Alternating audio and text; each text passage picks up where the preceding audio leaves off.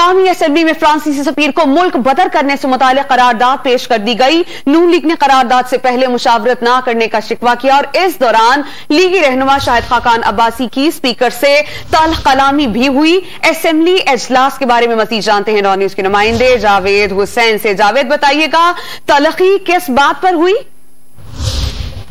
जी देखें, ये करारदाद के पेश करने के हवाले से शाहिद खाकान अब्बासी जो हैं उनमें और स्पीकर के दरमियान में तलखी हुई थी और शाहिद खाकान अब्बासी की जानिब से कहा गया था कि उनको माइक दिया जाए बोलने के लिए, लेकिन माइक फ्राहम ना करने पर जो है उनको इस बात पर गुस्सा आया और फिर वो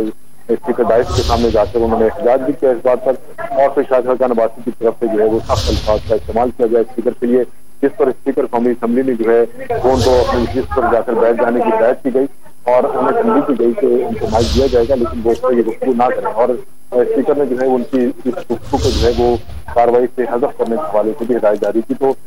आज के इजलास में जो करारदाद पेश की गई उस हवाले से अपोजिशन की तरफ से उसके मतन के ऊपर तहफ़्फ़ुज़ात का इजहार किया गया है और ऐवान में अब ये तय किया गया है कि अपोजिशन और हुकूमत मिल बैठ के इसका मतन तैयार करेगी और फिर इसको जो है वो ऐवान में लाया जाएगा। तो इस हवाले से स्पीकर ने